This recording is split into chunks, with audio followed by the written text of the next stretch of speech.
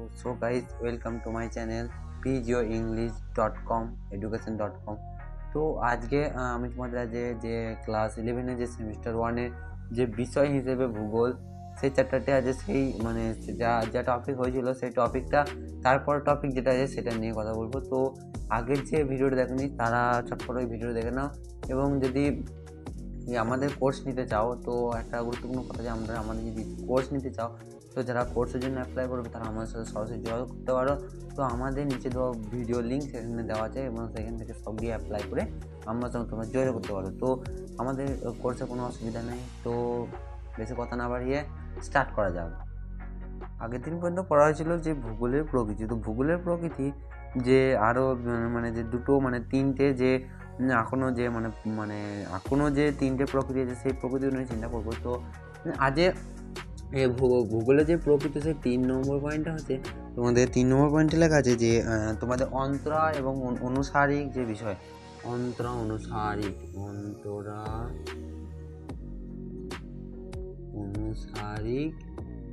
বিজ্ঞান।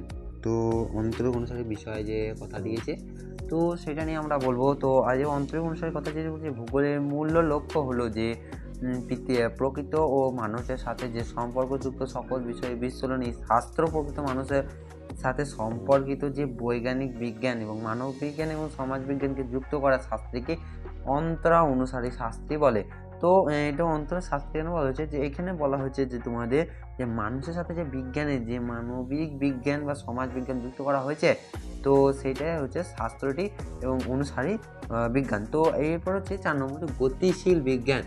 তো এবার হচ্ছে গতিশীল বিষয় নিয়ে যেটা হচ্ছে কথা বিজ্ঞান গতিশীল বিজ্ঞান। তো গতিশীল বিজ্ঞানে কি বলা হয়েছে যে ভূগোলে আলোচিত বিষয়গুলি পরিবর্তন ঘটেছে যে অতি দ্রুততা হারে। তো ভূগোলের প্রকৃত যে সামঞ্জস্য হয়েছে নতুন নতুন বিষয় এবং বিষয়গুলি বিশ্লেষিত ব্যবহৃত হচ্ছে যে নিত্য নতুন উপহারে এবং মডেল যে মডেলগুলো মানে উঠছে সেই মডেলগুলো কথা বলছে যে মডেলের বিষয় সংযোগের বিষয় এবং বিশ্লেষণের নিত্য নতুন উপহারে যে মডেল ব্যবহার করা হয় সেগুলো হচ্ছে ভূগোলের গতিশীল বিজ্ঞান। তো গতিশীল বিজ্ঞান হলো। এরপর হচ্ছে যে সকল বিজ্ঞানের জননী। তো এবার হচ্ছে সকল বিজ্ঞানের জননীটা কি করবো। তো 5 নম্বর হচ্ছে সকল বিজ্ঞানের জননী। তো সকল বিজ্ঞানের জননীতে যে কি বলা হয়েছে যে ভূগোলে আলোচিত যে পরিধির মধ্যে যে ভূতত্ত্ব এবং পদার্থবিদ্যা যে উদ্ভিদ ও প্রাণী বিজ্ঞান যে জ্যোতির্বিদ্যা হাতের মধ্যে 4টি এবং প্রাকৃতিক বিষয়গুলির মধ্যে যে রাশি এবং অর্থনীতি সমাজতত্ত্ব এবং নীতি ইতিহাস রাষ্ট্রবিজ্ঞান দর্শন জ্ঞানবিদ্যা ইত্যাদিকে যে ধরে 8টি সমবিজ্ঞানের বিষয় অন্তর্ভুক্ত যে ভূগোলের উপাদানগুলি না জানলে যে এগুলি হবে না। তো এখানে উল্লেখিত হচ্ছে বিজ্ঞানের যে সামাজিক বিষয় এবং সমাজ বিজ্ঞানের যে বিষয় সম্পর্কে যে পৃষ্ঠ ধারণা দিচ্ছে তো ধারণা তৈরি হয় না সেই ভূগোলের সকল বিজ্ঞানকে জননী বলা হয়। তো এখানে যে সকল বিজ্ঞানের জননী এখানে তোমরা 8টি মানে সমাজ বিজ্ঞান পেয়েছি। একটা রাশিবিজ্ঞান অর্থনৈতিক সমাজতত্ত্ব নীতি ইতিহাস রাষ্ট্রবিজ্ঞান দর্শন ও জনসংখ্যাবিদ্যা। তো এখানে এই 8টি হলো একটা মানে সমাজ বিজ্ঞান। তো ভূগোলের প্রকৃত যে ভূগোলের প্রকৃত হিসেবে টপিকটা শেষ করে এবার হচ্ছে ভূগোলের লক্ষ্য উদ্দেশ্য।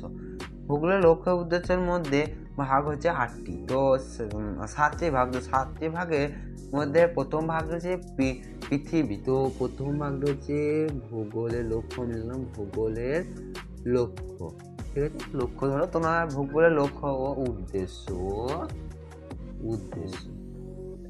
তো এটা হচ্ছে ভূগোলের লক্ষ্য উদ্দেশ্য। তো প্রথম পয়েন্টটা যেটা হচ্ছে সেটা হচ্ছে যে পৃথিবীর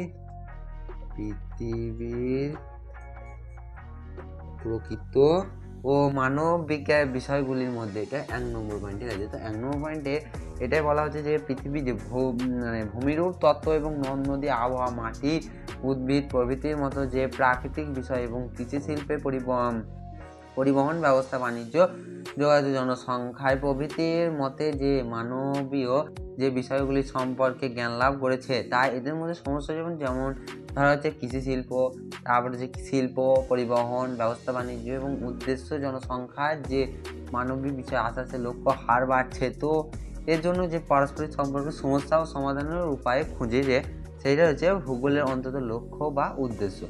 এরপর হচ্ছে 2 নম্বরে কি বলেছে, 2 নম্বর বলা হচ্ছে যে কি, কোথায়, কেন এবং উত্তর খুঁজো। কি, কোথায়, কেন, উত্তর খুঁজো। তো উত্তর খুঁজো এর মধ্যে হচ্ছে তোমার যে কি বলতে যে বিষয়টি যে আলোচনা করা হয়েছে, যেটা যে খোঁজা কথা বলতে যে বিষয় পৃথিবীর কোনো স্থান বা অঞ্চলে রয়েছে তার উপর যে খুঁজে, এবং কেন বলতে যে ঘটনাটি এবং স্থান বা অঞ্চলে বোঝানো হয়েছে, তো সেটাই হচ্ছে কার্যকারী খোঁজা এবং ভূগোল লক্ষ্যের উদ্দেশ্য। তো ভূগোলের লক্ষ্যের উদ্দেশ্য 2 নম্বর পয়েন্ট হলো। এবার তো যে 3 নম্বর পয়েন্টটা, 3 নম্বর পয়েন্টে কি বলা আছে যে পৃথিবীর বাস্তুযোগ্যতা যে পরিচালনা, মানে 3 নম্বর যে পয়েন্টটা হবে সেটা হচ্ছে পৃথিবীর বাস্তু, মানে হচ্ছে পৃথিবীর বাস্তু। তো পৃথিবী বাস্তুর মধ্যে কি বলা আছে, পৃথিবী বাস্তু বলতে যে প্রকৃত ভূগোলভিত্তিক কাল এবং রিটার আলেকজান্ডারের ভন অ্যাম্বলেটের মতে যে ভূগোল উদ্দেশ্যের মধ্যে অন্যতম হলো মানুষ এবং বাসভূমি, যে বাসভূমি এবং অবস্থানস্থল হিসেবে যে পৃথিবী পর্যালোচন করা হয়, সেটাই হচ্ছে যে পৃথিবীর বাসযোগ্যতা পর্যায়ক্রম। ঠিক আছে। তো এই হচ্ছে 4 নম্বরটা যে সেটা হচ্ছে ভূপৃষ্ঠের বৈশিষ্ট্য এবং অনুসন্ধান। তো ভূপৃষ্ঠের বৈশিষ্ট্য অনুসন্ধানের মধ্যে যে ভৌগোলিকবিদ্যা এবং রিচার্ড এবং হার্টসনের মনে করেছেন যে ভূপৃষ্ঠের বৈচিত্র্যময় এবং চরিত্রকে সঠিক এবং যে সংযুক্তগতভাবে অনুসন্ধান ও ব্যবস্থা করা যে ভূগোলের উদ্দেশ্য, সেটা ভূগোলের উদ্দেশ্যের মধ্যে পড়ে। কিন্তু ভূগোলের বৈচিত্র্য এবং অনুসন্ধান যেটা, মানে অনুসন্ধান, সেটা কিন্তু ভূগোলের যে রিচার্ড হার্টসন বলতেন যে এখানে ভূগোলের বৈচিত্র্য হিসাবে এটা উল্লেখযোগ্য। তো তারপরে যে 5 নম্বর যে সূত্র মেনে যে ভৌগোলিক অবস্থা অঞ্চলের ব্যাখ্যা। তো ভৌগোলিক অঞ্চলের যে ভূগোলবিদ্যা এবং স্কিফিয়ার মনে করেন যে ভূগোলের পাঠের যে উদ্দেশ্য বা ভৌগোলিক আলোচনাগুলিকে ব্যাখ্যা করার জন্য যে সূত্র বা নিয়ম তৈরি করেছিলেন, সেটা যে সূত্র নিয়ম এবং তৈরি গণিতের যে সংখ্যাত্ব বহুল ব্যবস্থা তা ব্যবস্থা লক্ষ্য করা যায়।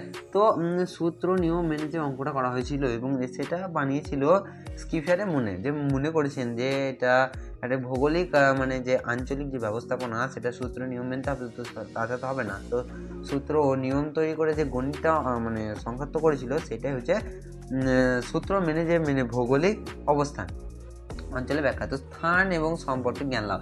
তো এটা হচ্ছে স্থান এবং সম্পর্কে জ্ঞান লাভ। তো স্থান এবং সম্পর্কে জ্ঞান লাভ যে ফরাসি ভৌগোলিকবিদ্যা ভিদাল ও ব্লক এর মনে যে ভৌগোলিক অন্যতম উল্লেখ যে স্থান সম্পর্কে জ্ঞান লাভ। স্থান সম্পর্কে জ্ঞান লাভ তো এটাই বলা হয়েছে। তো এবার হচ্ছে যে ভৌগোলিক যে ফরাসি যে ভিদান ব্লকস এর বলেছেন যে স্থান সম্পর্কে জ্ঞান লাভ, স্থান সম্পর্কে জ্ঞান না করলে যে ভৌগোলিক লক্ষ্য উদ্দেশ্যের মধ্যে পড়বে না। তো এটাই বলা হয়েছে যে এরপর হচ্ছে 7 নম্বর। তো 7 নম্বরে বলা হয়েছে যে সান্ধ্য পড়লে কি, তো সান লেখা থাকে। তো 7 নম্বরটা হচ্ছে যে অবস্থান, মানুষ ও তাদের অর্থ, যে সামাজিক পরিণত বিষয়। তো সামাজিক অর্থনৈতিক পরিণত বিষয়ের মধ্যে এখানে বলা হচ্ছে যে ইংরাজি ভৌগোলিক এবং স্যার ডটসলির এর মতে যে স্ট্যাম্প তার ডাইরেকশন যে বইতে যে ভূগোলের 3টি উদ্দেশ্য উল্লেখ করেছে, সেটা হচ্ছে 1 নম্বর। তো 1 নম্বর উদ্দেশ্যটা যে পৃথিবী। তো 1 নম্বর উদ্দেশ্যটা আমি একটু পড়ব যে পয়েন্টটা, তার মধ্যে উদ্দেশ্য হচ্ছে 1 নম্বর। তো 1 নম্বর উদ্দেশ্যে বলা হয়েছে যে পৃথিবীর যে পৃথিবী ও তার যে আদিবাসীদের বর্ণনা। পৃথিবী ও তাদের আদিবাসী বর্ণনা, ঠিক আছে। তো আদিবাসী বর্ণনার মধ্যে আদিবাসী আমরা বর্ণনা হচ্ছে, তারপরে 2 নম্বরটা হচ্ছে তো পৃথিবীর বিভিন্ন অঞ্চলে ব্যবসাকারী এবং মানুষের অর্থ সামগ্রিক পরিচালনা বিষয়। তো পৃথিবীর মানুষ বিষয়, তো অর্থ সম্বন্ধে বিষয় এটা না। তারপর হচ্ছে 3 নম্বরটা হচ্ছে যে ভূপৃষ্ঠ ও তাদের বিভিন্ন অঞ্চলে যে অবস্থান এবং সম্পর্কে আলোচনা করা।